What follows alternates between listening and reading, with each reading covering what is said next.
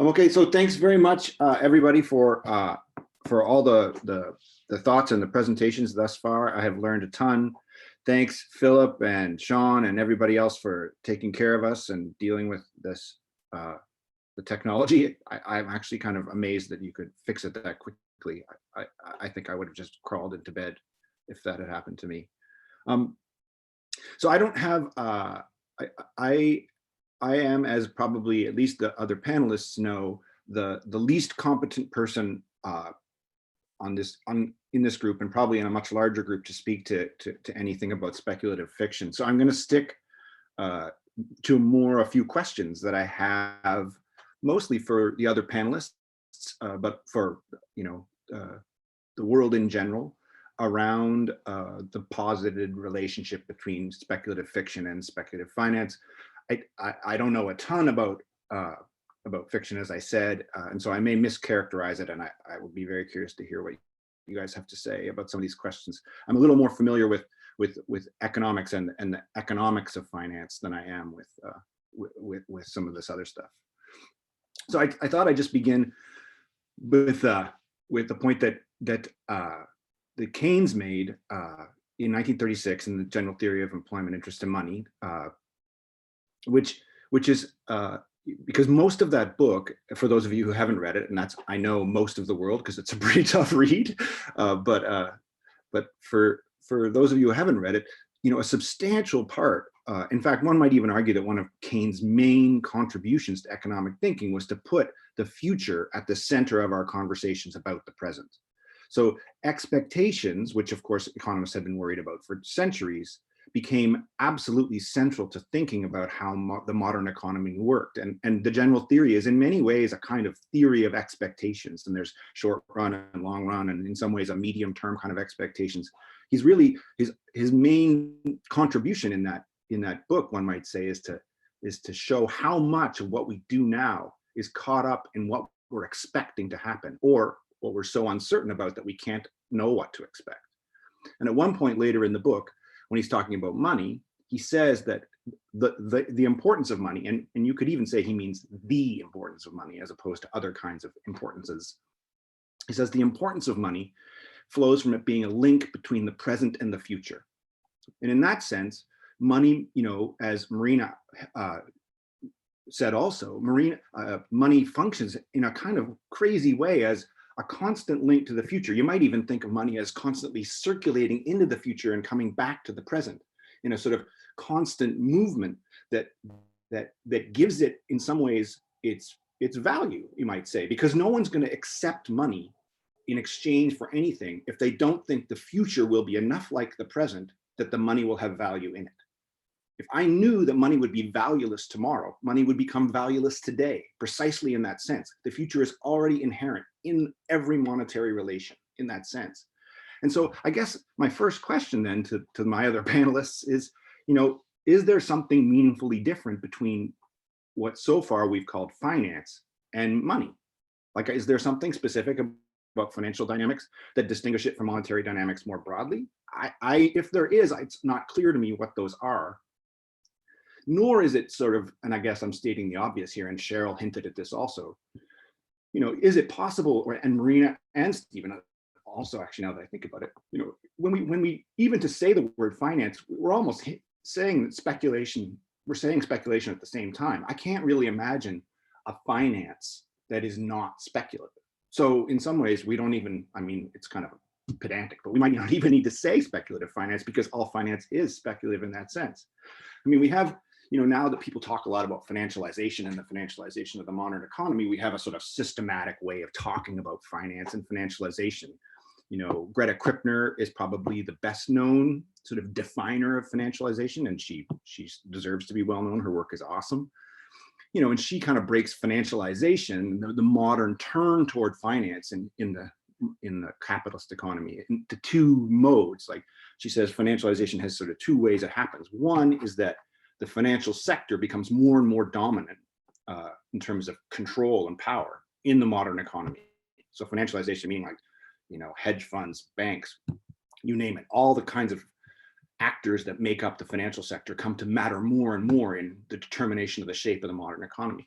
And then she also says, and this is the one that a lot of people have hooked onto because it's very interesting, is that more and more of the profit generated in the modern economy is generated via financial channels, even by non-financial firms. So big firms are taking the profits made from so-called old school bricks and mortar kind of production and really generating profits by putting it back into the financial markets. And insofar as that's the case, we can see like the economy is becoming more and more dominated by financial channels and by the financial industry. But it's still not clear to me how we can make a clear distinction between those dynamics and monetary dynamics more broadly. In fact, one might even say that all of that stuff is totally impossible without the fundamental speculative and futural nature of money to begin with. And so then it's like, okay, so how do we define finance? And in the end, it seems to me that it's really just about the kinds of profits that finance generates, which are sort of at the broadest level, a rent. You know, the returns associated with ownership and control. You don't have to do anything. You don't have to contribute anything. You own it, and it sends you money the way that you know, most financial assets do today. And that's the kind of R in Piketty's famous inequality, that R is greater than G. You know, his argument that inequality is baked into capitalism because the returns to existing ownership always exceed the rate of growth in the economy as a whole. R is greater than G. And so R becomes like finance, money, rent, capital more broadly. And I guess that's, you know, really where my big question lies. It seems like virtually all things economic are futural in a kind of fundamental, not just a sort of superficial way, but a fundamental way. Projection, expectations, forecasting, even production in general is future-oriented, forward-looking, as Cheryl put it. And one might even say reproduction as well, which Cheryl also hinted at. There's a sense in which, you know, well, actually, just to kind of ground it in standard economic theory, Keynes, you know, coined this term effective demand. And a lot of people think that means the demand that the economy can actually generate because of the amount of money that people have to spend. That's not what he meant at all, actually. For him, effective demand is basically a supply side variable. It's the demand that producers expect and therefore produce for. So in that sense, it's also very future oriented. One could argue that all contracts are future oriented. In fact, in many ways, contracts are a way of closing the past in the interest of the future. And they take a kind of prescriptive form about the future, which is, I think, really interesting. This is not to say, of course, that economics as a discipline doesn't have its fictions. It has, like, you know, a lot of fictions, many of which it would acknowledge openly. Most economists would. I mean, economic models are, you know, massive simplifications. Every economist would admit that for sure. They come along with a lot of assumptions about the world, which make the models tractable. Again, every economist, neoclassical or whatever, would admit that. There's also, you know, controversies about things like the measurement of capital, which are said to be totally fictional. And modern economic models also take expectations really seriously, but they do so via quantitative proxies. So the proxies in some ways stand in as kinds of fictional representations of something that you could never actually measure, like an expectation. And I guess this is a longer way of asking everyone out there, if this is the sort of futural orientation of perhaps economic activity in its entirety, or certainly inside capitalism, does it make them fictions in a meaningful sense, or does it broaden the sense of fiction, which is where I'm weakest in terms of my knowledge and familiarity? Does it broaden the sense of fiction so much so that it becomes kind of everything, in which case the concept kind of leaves us hanging? And I'm curious about the relationship here, you know, the extent to which we might be isolating dynamics that are actually much more widely spread than perhaps I know. I think this is also true of say Marx's concept of fictitious capital, which I think, I guess, in some ways I think about that concept as a little bit, as enormously helpful initially, but also a little bit frozen in time, in the sense that to operationalize it now exactly as he meant it, which of course is not what any of the other panelists are doing, but it does get done a lot. If we operationalize it, you know, in terms of the way Marx used it, then we're kind of doing a very ironically un-Marxian thing by not contextualizing it in the moment and contesting the category in the productive mode that it exists in. And today one might argue that fictitious capital, in fact, I think I would argue, fictitious capital is in some sense a redundant term, because capital is already always fictional in that sense, as insofar as it is the mode through which one accumulates or expands value, which seems to me to be both the ultimate arbiter of modern capitalist life, but also the ultimate fiction, we might even say. And so I think this leads to two different ways of reacting. Firstly, there's the way that all of us panelists thus far, I think, would react, which was to make us very wary of the kind of financialization mode of approaching reality, approaching modernity. But there's another way too that you see in the work of like Lee and Lipuma, some other folks who've written about financialization and finance, and they see finance as kind of making visible a set of emancipatory techniques. It's almost like, because finance, especially via derivatives, has the capacity to kind of unpack, and in an infinite way, almost everything that exists by finding futures and options on futures and futures on options on futures, and breaking out into a plethora of contracts. They see almost like an emancipatory possibility. They talk about the convexity as if it's this place we can just dive into, like we're surfing, and find our way through to some reality that only financial thinking makes possible, if not financial capital. And I mean, I think we need to be really wary of that. But we also, I think, need to be super wary of the kind of thing that risks the critical perspective, that's at risk in the critical perspective that I think it's fair to say all four of us thus far have taken, which is a kind of unspoken but unwitting nostalgia for something real, as if finance is the onset of a kind of house of cards economy that is about to tumble and fall upon some real basic grounding, and that we miss, or that it somehow has obscured. And I think that it's really, for me, I'm fairly convinced, open to being convinced otherwise, that the line between that, the so-called real economy, and the financial, or I guess fictitious economy, that line doesn't exist anymore, if it ever did. And if I'm right, then there's a sort of welfare state post-World War II nostalgic cast to the critique of finance that I think we need to be wary of.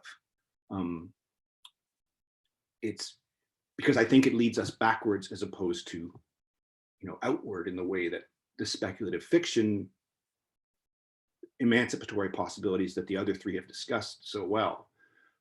That I think needs to be the focus, as opposed to the kind of dream of a nostalgic real economy. And I'll just close with one more thing, which is to say that, there's a lot of talk, and I think rightly so, of work on the modern economy and financialization that talks a lot about performativity. I think at least a couple of the panelists thus far have mentioned it, and it's really important work, especially associated with people like Donald Mackenzie, who talk about how the modern economic discipline and also its kind of industrial dimensions help produce the economy they're purporting to describe. And in that sense, it's somehow performative. And I think that's really true. But I also think that what gets obscured sometimes in there is the fact that so much of modern economics, and this is especially true, I think, of the way it's justified the financial dimensions of the modern economy, it has a really important legitimation function in the way that we understand how the economy works. And in that sense, modern economics, and this is especially true of modern macroeconomics, I would argue, is much less a performative act than it is, or even a normative act. It's actually a claim to the truth. It's a claim to know how the world actually works. And that world is a long run, expansive, globalized world in which little perturbations, of course, disappear. But it's a claim to actual truth. And in that sense, it says that if you act not in accordance to its patterns, you will eventually pay. And that's actually, I think, a qualitatively different thing than just the performative or even normative dimensions of modern economics. And I think it's part of what allows for the speculative dimension of the economy to consistently be legitimized, despite the fact that it is literally an unending concatenation of failure, at least since capitalism has been hegemonic on the planet. And insofar as that's the case, I think there's really a possibility here for a critique, not just of economic knowledge, but of economic truth that's possible here. And I guess the question then becomes, what role can speculative fiction have in this kind of the questioning of the legitimation function? And I think clearly from the work of the three other panelists, it can have a lot. And I guess I just really want to know more about that. So thank you very much. That's all I have to say. No, so excellent questions, Jeff. Robert Shiller calls it the democratization of finance, and Jacob Hackert calls it the great risk shift. So we have to arbitrate between those two visions of what happened. I mean, I think the notion of nostalgia for a good old hard concrete economy is something that Marx would laugh at, since we know that abstraction arrives with capitalism in the beginning. And I think your last point about the claim to knowing the world and being somehow this claim to truth of economics is something we have to discuss, at least the way mainstream economics uses modeling. But anyway, let's go to Charles, and maybe we can return to all of the questions that Jeff asked, which I think are quite germane to what everybody has been talking about, and hopefully bring in Lisa Adkins, who we've all been reading. There's a lot of stuff to process right now, because I'm familiar with Severo's work, and I'm familiar with Mann's work. I'm introduced to Marina's work and Cheryl's work, so I want to dig into that. But one of my biggest concerns as a writer, because although I make films, I'm most of my time is spent writing for a journal here or a newspaper here in Seattle, and I wanted just to say something really quickly to give a sense of sort of the trajectory of my thinking over the past 5 years. So I'm going to make this as quick as possible. And it has been, it begins really looking for a schnitzel on Granville Road in Vancouver, Granville Street. And back in 2017, and it was an old place that I liked. It was a Hungarian family that ran it. In Seattle, we have horrible schnitzel. In fact, I used to eat it with Severo at a restaurant in Seattle that we used to meet to talk about all sorts of things, and we'd so on. But I went there and it was gone, and then I realized that the street was boarded up, and I was sort of surprised because I didn't hear that Vancouver had gone through an economic downturn. And so I went and looked in to see what was going on. I discovered that around the beginning of the end of the previous decade, 2009, around there, a lot of capital had flowed into Vancouver and pushed housing prices up very sharply, and also real estate prices up and this sort of thing. And it wasn't that there was an economic downturn at all. It was just simply it was experiencing a real estate bubble, the very opposite, and that a lot of businesses, small businesses on the street were closing because the finance operates on another level of economics than small businesses do. They can wait out, they can sit down, they don't have to. They prefer to raise the value of rental spaces for a lot of different reasons, for books, for accounting purposes, and so on and so on. But they can always figure out a way out of the sort of what I call the conventional economy. I hate calling it the real economy. I prefer to call it the conventional economy because there's a lot of problem with the term real economy already. And I always try to refer people, if you get a chance, I always say I have a big problem because I think that issue is settled by Baudrillard's book, The Mirror of Production, that real economy, use value, and all these kinds of terms are problematic when you're dealing with capitalism. So you shouldn't, even the shift from the street or Main Street to Wall Street is not as simple as you think it is. And there are a lot of problems, and we shouldn't ignore the problems of Main Street and use value and all these sort of things. So I say the conventional economy appeared to be separated from the speculative economy. And I use the word speculative here quite deliberately because I don't like to call it, we use the word, the people who deal with assets, financial assets, we call them investors. And I think that's a big mistake. We make another an error in this designation, because what they're doing actually is speculation, not investment. They're two different things. And Keynes was mostly dealing with what happens when an economy loses investment, and how that relates to unemployment. And so and I think that he's using it a little more precisely in that situation. Again, I prefer to use the word speculation at the end of the day to say that what we're doing here is throwing the present into the past, into the future, and making the future determine features of the present. And so, but it's speculation. So so what I found out when I was in Vancouver, BC, 2017, was that it was a housing bubble that I'd never heard of, and it was extreme at that point, and it had detached. I mean, there's another issue where you have a regional economy, but when you open and have hot money, as they call it, move in and out of the economy from around the world. At the time, it was predominantly from China, but it can come from, if you're in Miami, you can come from South America. What it means is that the rich all over the world are suddenly your neighbors.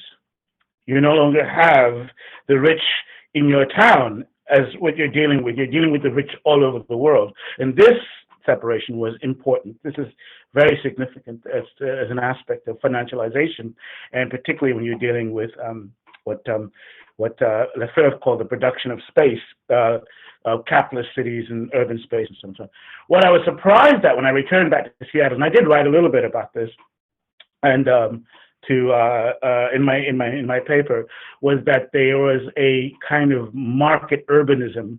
And these figures had this group had was still convinced that the market was driven by the law of supply and demand, and so they were imagining what they call a real economy, where if you could pump enough housing into the market, the cost of the housing would fall. The cost of housing would fall. And I thought that, oh my God, you're in another universe. I mean, you've probably read your economics book, but you have not read, the heterodox economists and so on and so on. But and so I switched to explain that the laws of finance are quite different, and that they cannot be explained by these kind of basic economic principles that most people sort of intuit. Right, because if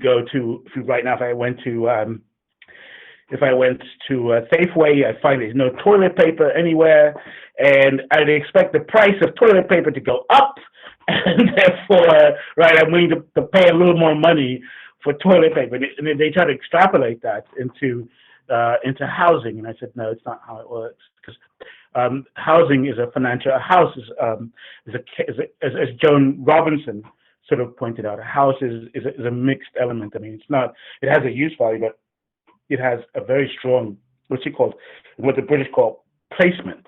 It has this speculative element. They use the word placement instead of investment, and they use placement, which is a word that's drawn from the French. And I think they're correct, because placement is associated with rentiers as opposed to the word investment. But I prefer ultimately just the word. It's clear when we use it, we're using speculation. So there's two. So I want to do, that's part one. Part two, I want to race through this really quickly. Sorry, my other big concern, when after that I dove into reading about finance and so on and so on around 2017, and there were, in terms of speculative fiction, I became really fascinated by it after I wrote a few pieces about Vancouver, BC, and its market, and also Seattle, which was also experiencing quickly accelerating asset values, particularly in the housing market. What I sort of try to, what I was reading at the time was, weirdly enough, Borges, and Borges had that three short stories that I sort of pinned, and I'm sort of going to conclude on this as a discussion of speculative fiction. But I really was fascinated because there were three stories that sort of somehow corresponded to three aspects or three levels of speculation. And the first story, these are all short stories, and they're easy to find. You can find them in any collection. But the first one was Zahir, and that was his story concerning this coin that had this ability to somehow transfix anybody who owned it. And it became, as I was reading it, it became this kind of discourse on the sort of this increasing, it was sort of like psychological and social at once, power of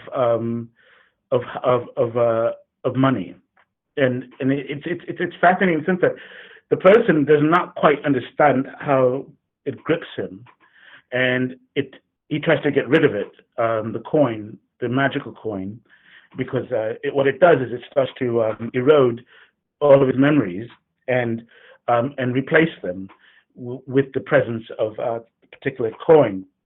And so his first effort is to fight against it and to protect his memories, but the fixation grows and grows, and that was Zahir. And then the other one, weirdly enough, was not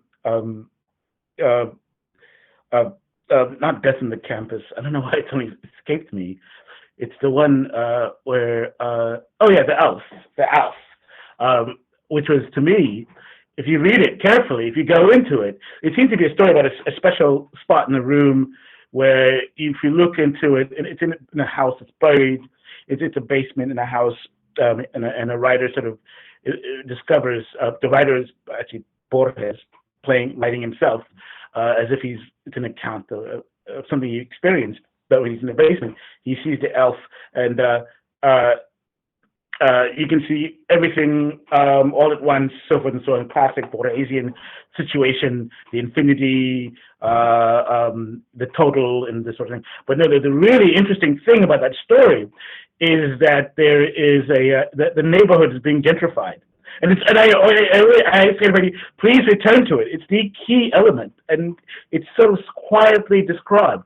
But what's happening is that house is about to get plowed down to be replaced by a new development. And this aspect to me of Borges is curious, that he noticed that this neighborhood, because he has a class map of Buenos Aires. He knows exactly the kinds of people who live in these neighborhoods and how they shift, and so he's also imagining. So he's not. But then here's this fantastic element in the basement of someone's house, which is purely, in that sense, magical or speculative. The speculative element in this short story, and it's going to be replaced by a real estate firm that's speculating on property. And it's there. I've not written about this, and I've wanted to, but it's there. And that was another thing. And my last one was Talon Ukba and Orbis Tertius. That's a short story. That sounds to me, if you read it, it is finance described in terms of how it expands and as a fiction, and finally begins to consume the real world. The coin in the first stories are here becomes the encyclopedia set in the encyclopedia set, the fantastic encyclopedia set in that short story. So I wanted to add that Borges, these short stories gave me a lot of the tools I needed to go and return back to finance. And to close, my last comment is, right now I'm thinking of compossibility in terms of as theorized by Leibniz, and I think that Severo sort of pointed out is how the question is, how is it something, the finance goes in the future and then determines how the present is structured. And I wanted to figure out a sort of sense, because I'm a very big fan of Paul Stone and his approach to dealing with using Newton to explain how progress moves forward with the construction of well, not so much construction, but with the measurement of socially necessary labor, and how that propels progress or advancement forward. And so that what Postone sort of imagines is that history is at least the notion of progress is specific to capitalism, and the mechanism that drives it forward is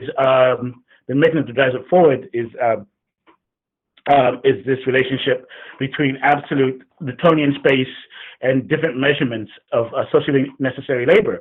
Now, what I'm hoping to do, is to borrow something from Leibniz, to think about how finance, if it's in the future, directs the course of the present in terms of this way.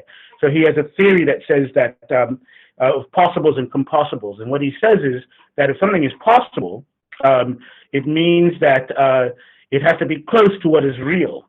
And so so if you have, say, if the possible is, say, automobile transportation, which is sort of has finance attached to it, you have to borrow money, you have to do this. Right now it's zero down, and you can go for 3 months or whatever without paying any money. If finance is directing that you own a car and is trying to make it as real as possible, it means that all these possibilities that the compossibles are going to be related to cars, meaning that it's going to be something like car tires, the mechanics, roads, the investment in traffic coordination and things like that. And so all of these things are there, and they're allowed to enter reality. So whatever is very close to the real, say the car, these are compossibles, and they can pass into the real. And so I was fascinated by this concept, because it meant that you could control from the future what comes out of the present if you are, say, in a speculative situation in the distance. And I wanted to get into how something ends up in the future, but I'm not going to go into that because I want to wrap this up as soon as possible. But if you're there in the future and you're determining what appears in the present, and you say these are the possibilities, this is the real, and meaning automobile or private ownership of a car, and these are the compossibilities, meaning insurance, cheap insurance, and so forth and so on. These are permitted to enter reality. What is not compossible, say, with a car ownership, would be something like bus service or something like that, public transportation.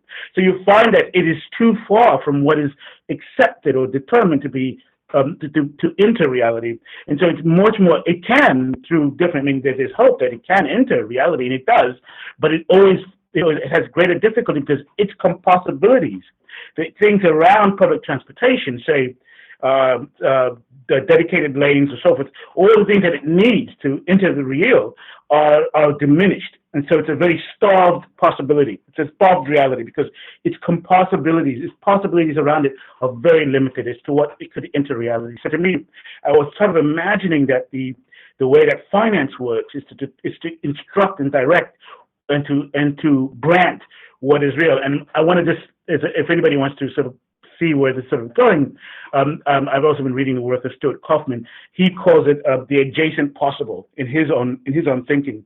And I'm not sure he was reading Leibniz, but he calls it the adjacent possible, meaning that he says that something that's close to the real is actually real. So this is a very important distinction for me, because it means that the fiction, although it is determined speculatively, that if you put something close to the real, it is real, and it should be considered as such.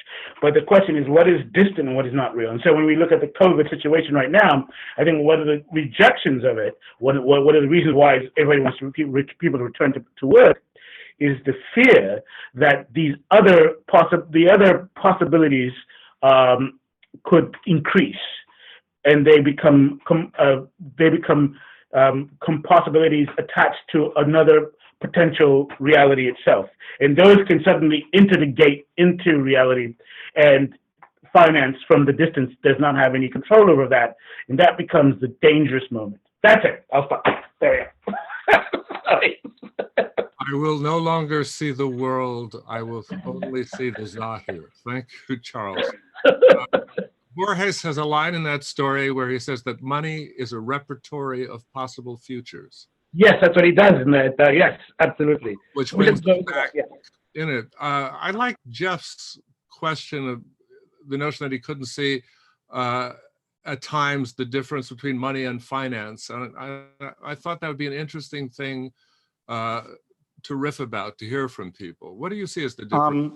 Can I have some ideas about that. I actually also wanted to respond to what Charles just said, but I think they're connected. From what Jeff said, I think everything Jeff said makes sense to me, but I don't know, there's a kind of question of degree of how much something dominates other prospects. And I don't think, I agree there's not really any difference between money and finance, but it's sort of like what the old dialecticians called the transformation of quantity into quality. There's a point at which it becomes so ubiquitous and so extended that it's qualitatively overwhelms everything else.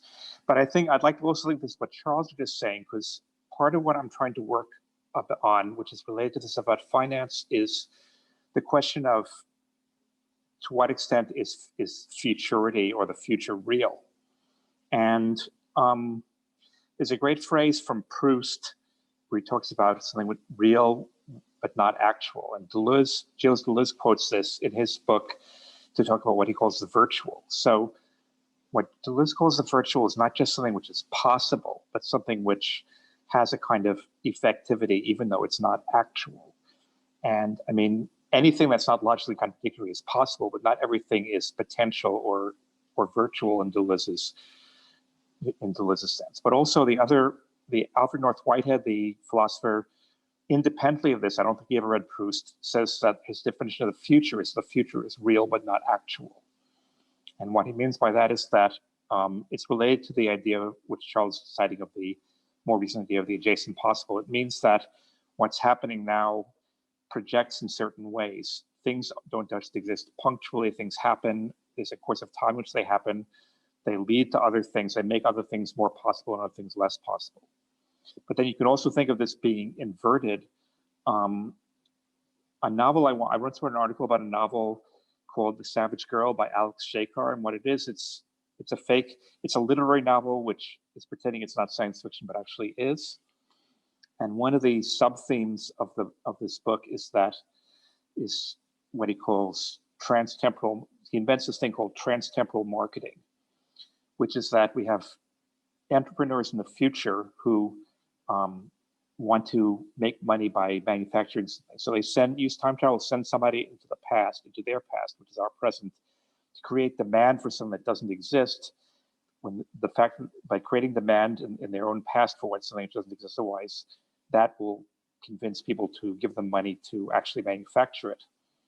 So it's a kind of inverted causality. So there are all these paradoxes about cause and effect and causality and things like that, which relate to this sense of temporal loops and which relate to things being potential but not just logically possible, but potential, and that they are adjacent to, or they're I mean, another example of this is something from Marx. In the third volume of Capital, Marx talks about the tendential fall of the rate of profit. And this is often interpreted as Marx predicted that the rate of profit would fall, and this would be a crisis of capitalism. Is it really true? People try to have statistics to figure out whether the rate of profit is actually falling. But Marx very clearly says it's a tendency, meaning that it's real, but it's not absolutely deterministic. He has another chapter on countervailing things which could stop it from happening. So a tendency is something which is real as a tendency, but it's not utterly deterministic because there are countervailing factors. So, I mean, it's like several philosophical discussions of causality. If you light a match, then you create a fire. So lighting taking the head of the match and rubbing it against a rough surface creates fire. But this won't work if you're on the moon because there's no oxygen, which is also a necessary thing. So tendencies are things. I mean, the idea is that tendencies are real. Certain things tend to happen more than and differently than other things tend to happen. But it doesn't guarantee that something will happen because, again, the future is unpredictable and untotalizable and unable to be captured in degrees of probability the way finance wants to do. So all these issues, again, I don't have a conclusion, but all these issues seem to me to be very closely interrelated.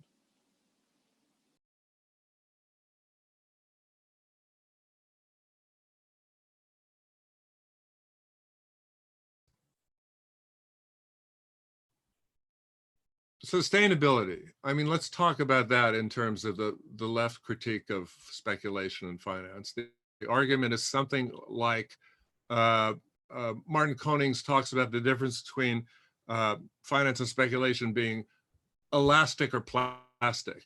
There's somehow a notion on the left that if too much of this is done or done in the wrong way, at a certain point, it's all going to bounce back and cause a crash. Even though nobody can time it or predict when it will occur. But Konings, and I think also the work of Adkins, sort of says this is kind of plastic in Catherine Malibu's sense, in that in terms it creates connections or forms things that might be rhizomatic or assemblages, that it's hard to know exactly how long this can go on or how long this, what can we say, the enigma of accumulation without value, with profit but without value, can continue. What's your opinion on that? Thinking a little about what part of finance does seem to sort of be viable and introduce us into a new world that we have to reorient ourselves to, and what part of finance is a con that essentially will collapse cyclically or let me just leave it like that. Well, it does collapse, but the government comes in and gives them money again, so it doesn't. That's the end of the cycle, I guess, yeah. I mean, that's what happened in 2008, you know? Cheryl, do you have a thought here, or?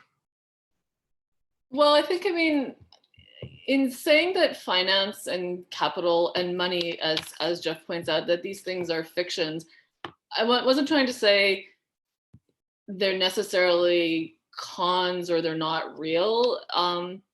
They're like stories we tell that create forms of value, and then we materialize things based on those forms of value. So, I mean, from one point of view, sure, finance is a con, but I mean, not for the people who are benefiting from it, right? And so I guess what I'm really sort of asking us is to like understand those relationships, those rhizomatic networks, and then tell different kinds of stories through them. And to sort of riff on something that Charles was saying about the compossibles and sort of the automobile. And then I like that idea. And I mean, Deleuze thinks in these ways, but Bloch, whom I was studying, thinks in these ways too, like things that are sort of immanent in the present, and that through various choices, we can create conditions such that some are more likely to materialize than others. And one of the things sort of famously said about speculative fiction is that, finance or industry would create the automobile, but speculative fiction will create the car crash. And I don't mean by that like speculative fiction is only dystopian or something like that, but that there are all these contingencies which are also made more possible by certain kinds of financial and economic forms, and that speculative fiction wants to think about those as well as the progress narrative, the benefit narrative, of the value narrative. And I think that's what's important, is to find ways of thinking through these forms, because I mean, it's very hard to imagine getting outside of financialization now. And I think one of its most insidious things is that it coincides with the dismantling of the welfare state in such a way that people are reliant on credit simply to like socially reproduce themselves, right? Like all kinds of things like healthcare and education and things like that. Like there's no other way to secure these things in the market right now except through finance. And that includes our retirement funds. So even people who are like want capitalism to fall, that even if you don't want to be an investor, like so much of our lives and are bound up in these financial forms. And so I think speculative fiction then offers us a way to think through those relationships, think through the car crash part of them. And I guess that my hope is, but this is a very old-fashioned form of critique too, but I can't really convince myself not to be invested in it. But I'm still sort of convinced by the unveiling possibilities of critique, that when people can truly see and understand, we'll make different choices around these things. Well, we're supposed to have an unveiling moment now with COVID-19. We'll see how that works. So you're saying this in essence that I think we're working towards an idea that speculation is a narrative that compels belief until it doesn't at some particular time. That's yeah, I would agree with Cheryl and with what you just said, but there are other ways to put it. I mean, there are things which are, it's what Charles was saying, putting Leibniz about compossibles. There's certain things, there are many, when I'm trying to say things, futures are real but not actual, there's certain things which actually, and this is related to what Bloch says also, are inherent in this situation, which could happen. One of the things, I've never succeeded in this, but I've always wanted people to adopt this slogan. So in 1968, one of the slogans of the situation was "Be realistic, demand the impossible." But about 10 years ago, a British journalist, Anindya Bhattacharya, proposed which invert the slogan, and he said the slogan was "Be unrealistic, demand the possible." Because, I mean, if you think about it, it's like it's completely possible to have all medical care for everybody paid for, but it's not realistic from a political point of view. And, you know, we had Bill, he was writing with time, you know, in the wake of both Bill Clinton and Tony Blair saying, well, it's not realistic to think we would actually blah, blah, blah. But in fact, it's, you know, materially very possible. We have the technology, we have the resources. It'd be very easy to do. So it's possible, but it's not realistic, because realism, as defined by our politicians, our political system, is tied in with all these constraints. So I say our slogan should be, I agree with Anindya that our slogan should be unrealistic, demand the possible. Marina, you mentioned reading the work of Lisa Adkins, which some of us have been reading. What do you get from that in the notion of ways to relate to the possible futures and so forth in speculation?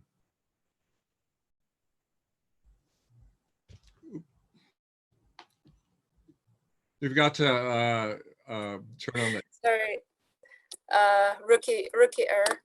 I was gonna say I have her book, but I haven't read it yet. What I was reading was a blog piece posted on the Goldsmiths Press website co-written with Martin Connings, which I might be pronouncing wrong, which was kind of talking about how kind of class and labor related contradiction played out during lockdowns, basically. And so people who were assets were allowed to stay homes, because an asset was an investment of time, of kind of someone who was able to bring in returns over a longer period of time. So an asset is someone you have a relationship with, whereas a key worker is someone whose labor you buy and then dispose of.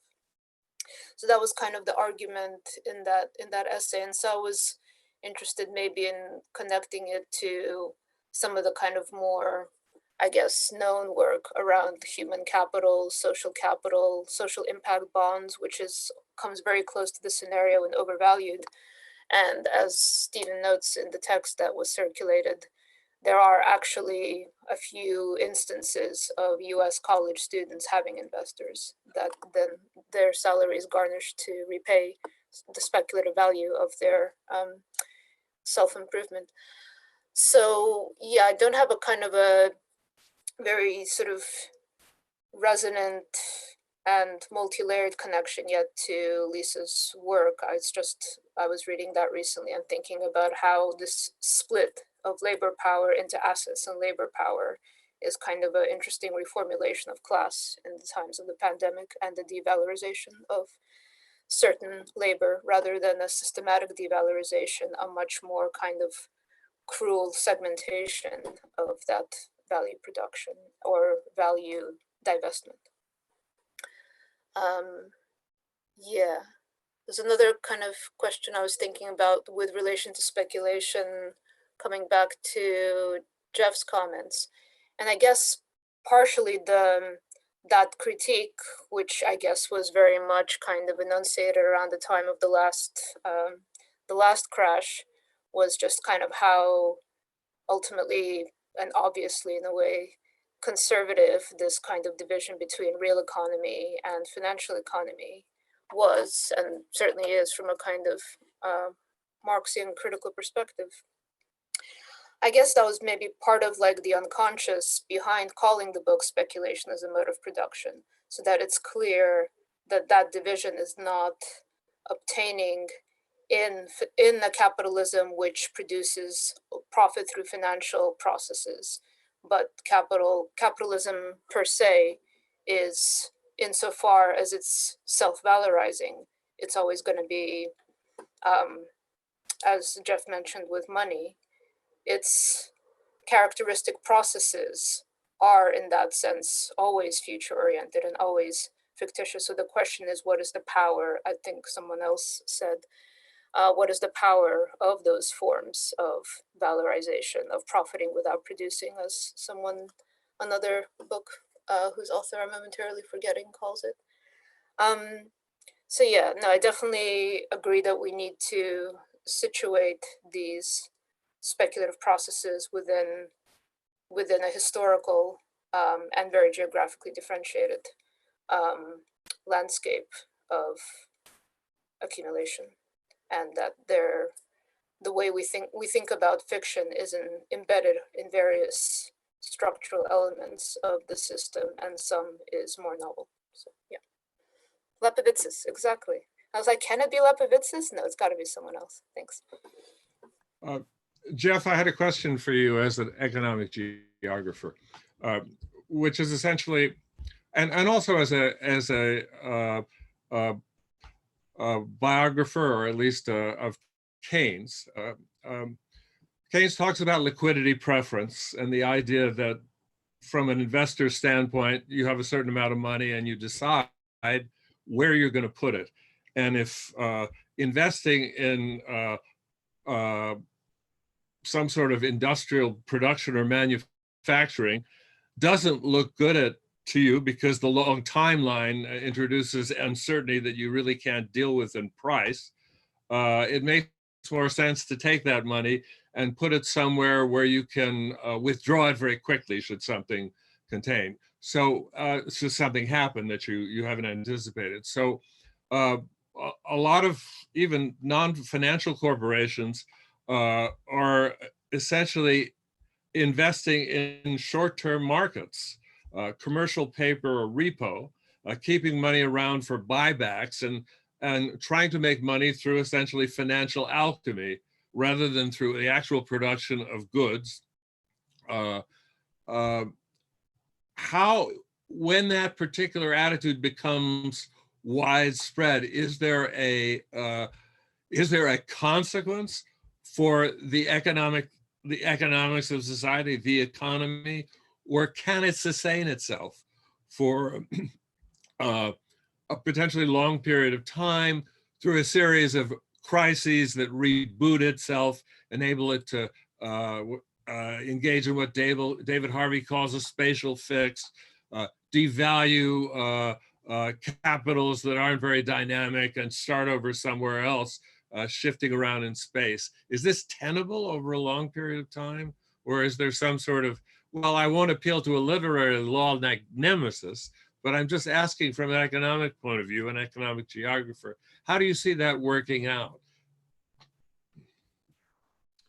Well, I mean, I guess I doubt my answer is, much better informed than anyone else's. But I guess I would say that from a strictly economic perspective, I think the history of the last 40 years would suggest that every time we thought it wasn't going to last any longer, it did. but again, as I hopefully, now I can't remember if I said it, but I would emphasize the fact that from an economic perspective, I think that the question of whether or not it's sustainable is not a question that economics itself can ask. It doesn't have the conceptual capacity to think that through. It's a political / social question as to whether or not it can last. I think from a purely theoretical perspective, absolutely it can last. It's already, reached astounding levels that I think even in the 80s, if we would have been amazed if I in the 80s, if I'd said to you, Philip, in 2020 it'll look like this, you would have been like, what are you fucking talking about? That's not possible. But here we are. I think that the interesting function that liquidity has come to have, especially as a conceptual tool to try and understand the world, is really interesting. And I think it's partly a function of, to state the obvious, of the financial crisis that began in 2008, and I would argue is still ongoing. Because a lot of people were introduced to this idea of the ease with which you can turn something into cash, and how crucial that becomes when one thinks not like a citizen of the world, but rather as one who looks at the world as something to be expropriated or exploited. The rapidity and ease with which one can move so quickly, as you indicated, Keynes recognized this along with other people, but Keynes recognized this 70, 80 years ago. And that's the dynamic that that he famously called your economy starts to look like a casino. I think he would be absolutely astounded at the extent to which our economy has become a casino. But we clearly haven't hit the limit yet.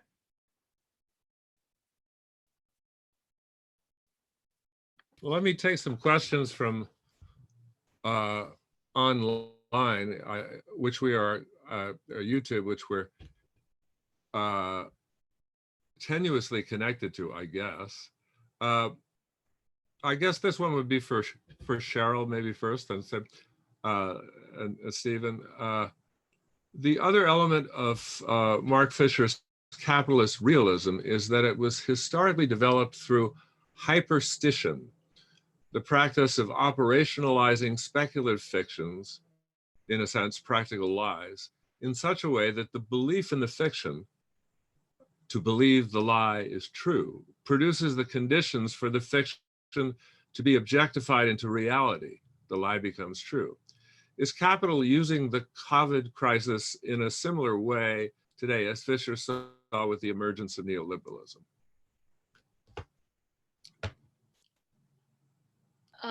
So I don't know that I'm in a position or informed enough to say exactly what capital's doing with COVID-19, but I do think obviously that is an important part of the element, and I tried to sort of gesture towards this at the end of my remarks, is that there's nothing inherently utopian or leftist or liberatory about speculative fiction. These are tools, these are techniques, and it's about like what stories we want to tell with them.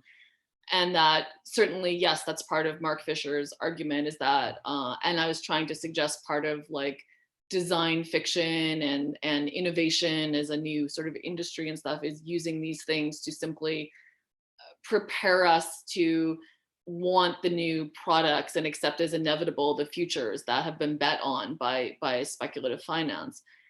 And I think from my point of view, the important thing to keep in mind about the COVID-19 crisis and these questions, well, two things. So one is it is a crisis, right? And as Milton Friedman has taught us, and we might as well take our lessons from him, because the right certainly has used his ideas effectively. A crisis produces a moment where change becomes possible. But change doesn't necessarily mean change in a direction that those of us on this panel would want, right? There's other directions that change could go. The other thing I think is important to keep in mind is, because financialization bets on all these different kinds of futures and hedges bets on a variety of outcomes, that although we are in an economic crisis that I would agree with Jeff is sort of just a continuation of the 2008 crash, which is a continuation of like the, all the crashes before that. that and there's the unemployment statistics are really terrible. People's individual situations are really terrible. Here in Los Angeles, where I live, the kind of speculation on real estate as a commodity as opposed to housing as a place where people live is produced this tremendous crisis of homelessness that is also being impacted by COVID. So all kinds of terrible suffering and negative economic things are happening right now. But somebody somewhere is making a profit on this. I'm not informed enough to know who, but there's certainly derivatives out there that are generating a lot of value around people having bet on certain bad things happening that are now coming into play, because that's the sort of extent to which we've become a casino, as Jeff was explaining to us. So let me pose this maybe as a sort of a final question for everybody. Is there a way where our left financial team can harness derivatives, the ability to speculate on possible futures and therefore influence that are coming through, to kind of bet on futures that will create a pressure for better futures as opposed to the disasters that the right-wing derivative users are betting on? Can we use speculative finance to bring about a future that we would like? At all. Let me just leave it at that. There actually is an investment fund called the Robinhood Fund, which is designed, some friends of mine are involved with, which is supposedly designed to use the power of investment to invest in socialist and alternative forms. So people have thought of that. I mean, part of the problem is how much money you have available,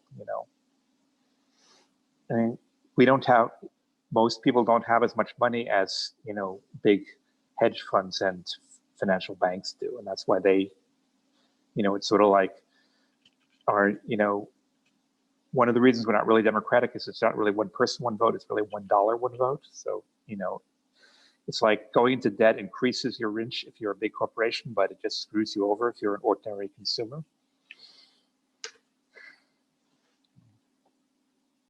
Yeah, I was not thinking, there are these social venture partnerships and all these NGO and something.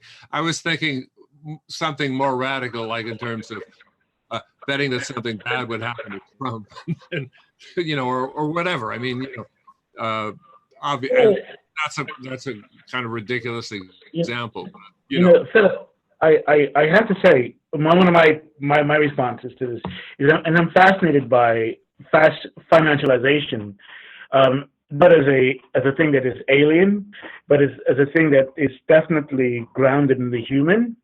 And so to me, the answer has to be found in our kind of sociality. Like what is it that makes that possible?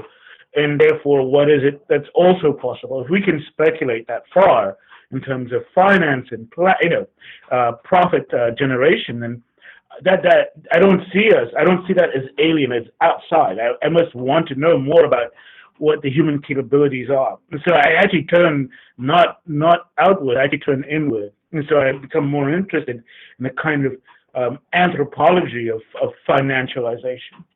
That is my point of looking at a potential politics or a negation to this current situation. Cheryl or Jeff?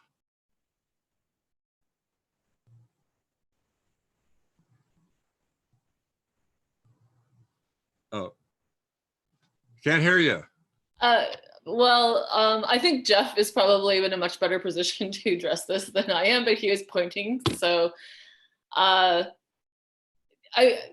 I mean, I think it's a question of not so much that the derivatives are going to materialize the futures we bet on, as they're expressions of the kind of values that we're materially enacting in the society we're building.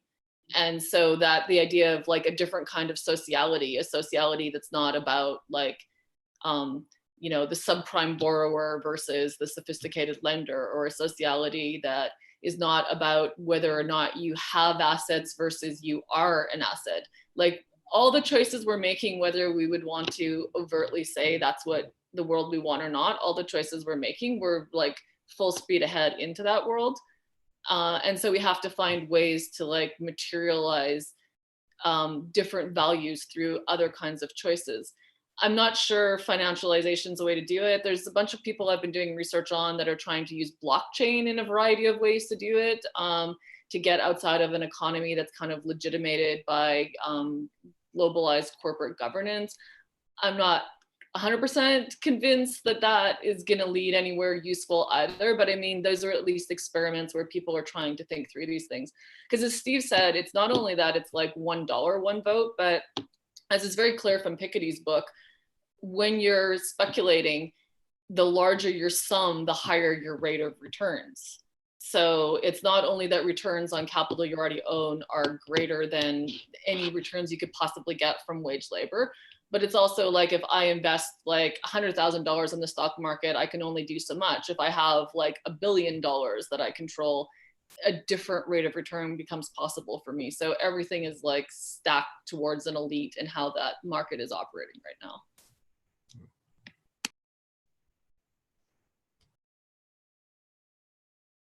One last question. Maybe we could have Marina and Jeff sort of take initial responses. Robert Brenner, Jody Dean, and others at Red May this year say we are moving into a phase of global neo-feudalism. This is a long-standing trope within science fiction writing. Is speculative finance capital turning our speculative fictions into our real future? So, I mean, I guess that second second part is what we were discussing in the last question, but I'll leave it anyway to anyone who wants to.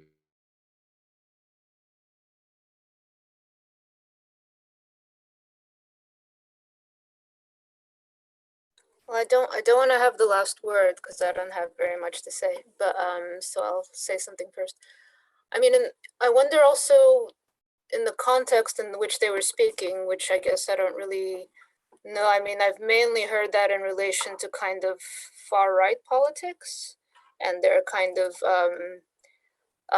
their speculative politics, like neo-reaction, neo-feudalism. But I guess you could also say, obviously, kind of libertarian economics, far-right libertarian economics is at the heart of that. So I guess, were they also talking about that in relation to like very contemporary trends of kind of sacrificing peasants on the bonfire of the economy or something? Yeah, no, I'd be interested to hear more about that. I think it's things like the parcelization of sovereignty and so forth. Well, it's like, I mean, one of the earlier Red May things which I watched part of was Mackenzie Wark, who wants to argue that we're not in capitalism, but something worse. And Jody Dean also had an article about that, partly responding to her book, Mackenzie's book, on the LA Review of Books. But I mean, basically the idea is that while capitalism, as Marx says, is classically based on exploitation and the point of production, and that a lot of surplus is now getting extracted in other areas, in circulation, consumption. The fact that that rent extraction, which is a pre-capitalist form, you might say, has now become bigger and bigger in contemporary capitalism is, I think, what's behind these ideas of neo-feudalism. So it's sort of like, as things have increasingly get privatized and financialized, more and more things are expropriated. I mean, this is what David Harvey calls expropriation by dispossession. It's what Saskia Sassen calls extractivism. A number of different theorists have suggested that this is important, has become increasingly important. How it relates to the classic capitalist, exploitation, surplus value, the difference in what the worker produces and what the worker receives for their production. I'm not sure what the answer is. It's a larger systematic thing, but I think the argument is that, everything you do, you pay a fee to a bank, you pay a fee to Microsoft or Apple, et cetera, et cetera, et cetera. These forms of extraction are becoming a bigger part of how wealth is generated. I don't know how to theorize it, but a lot of people talk about it because I think it is obviously empirically a bigger and bigger phenomenon. Someone called it the land of the fee. Anyone else have have a thought to end on here in our eventful voyage through shipwreck and return to live broadcast, which I think we are on? Well, we could talk for a long time. We haven't even gotten into Kant and the notion of the boundaries of experience, but the need to speculate anyway beyond them, which various people have brought up. So let's say goodbye and thank you to Cheryl, Marina, Jeff, Charles, and Stephen for a lively discussion that we need to continue here. Please stay tuned for other RedMay discussions. They mentioned communism and neo-feudalism, which is on Monday, May 25th. Jody Dean is going to discuss present her argument, which one can read now in the LA Review of Books.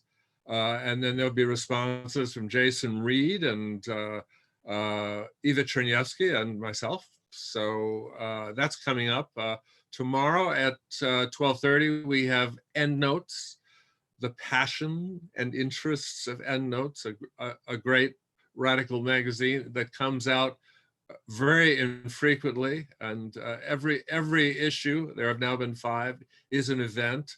On Tuesday, Martin Arboleda, Planetary Mind, Territories of Extraction and Late Capitalism.